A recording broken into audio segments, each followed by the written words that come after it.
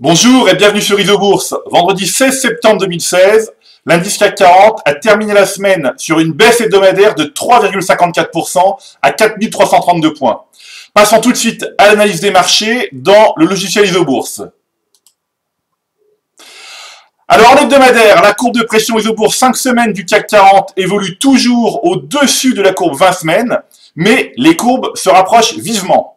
Alors dans l'immédiat, rien n'est encore fait, mais si un croisement baissier était validé la semaine prochaine, il pourrait remettre en cause la quatrième tentative de reprise court terme débutée en juillet 2016.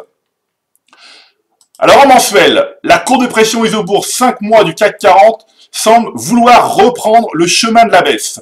Mais nous ne sommes pas encore à la fin du mois. Alors en attendant fin septembre 2016, la mauvaise orientation des courbes de pression ISOBourse 5 et 20 mois nous rappelle qu'il faut rester prudent à moyen terme. Alors, passons maintenant à l'analyse des positions du fonds Martin Morel Impulsion France, donc le fonds qui base sa stratégie d'investissement sur la pression ISOBourse.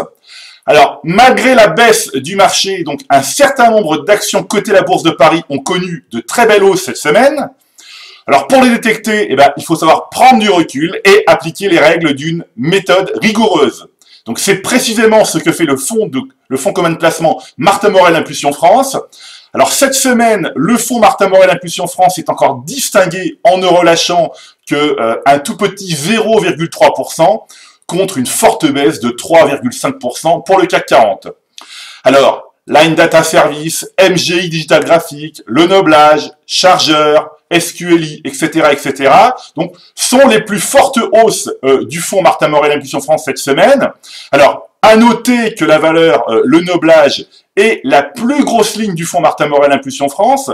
Alors, évidemment, je rappelle que toutes les positions du fonds Martin Morel Impulsion France ont un point commun, notamment des courbes de pression ISOBourse 5 et 20 mois, toujours positives.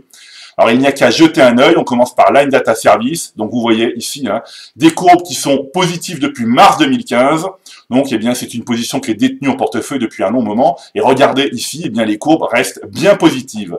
On continue ici avec MGI Digital Graphique, où là, le croisement date de juin 2016. Donc, c'est une valeur qui rentre en portefeuille il y a quelques mois. Cette valeur est conservée en portefeuille. Ici, on continue avec le Noblage. Alors là, le Noblage, c'est une position sur laquelle on a eu un signal majeur en septembre 2013. Vous voyez, les courbes ne se sont jamais recroisées à la baisse. Donc, évidemment, une valeur qui est conservée en portefeuille. On continue ici avec Chargeur, où là, Chargeur, depuis février 2015, là, les courbes sont toujours positives. Et Chargeur qui connaît une très belle hausse depuis le début du mois de septembre. Alors, comme chaque semaine, je recommande de rester à l'écart des valeurs dont les courbes de pression ISOBourse 5 et 20 mois sont baissières et de conserver les autres en portefeuille. Je rappelle que le prochain atelier de formation au logiciel ISOBourse aura lieu le samedi 5 novembre 2016. Alors, informations et réservations sur le site www.isobourse.com. Voilà, c'est tout pour aujourd'hui. Je vous donne rendez-vous la semaine prochaine et d'ici là, restez avec nous sur ISOBourse.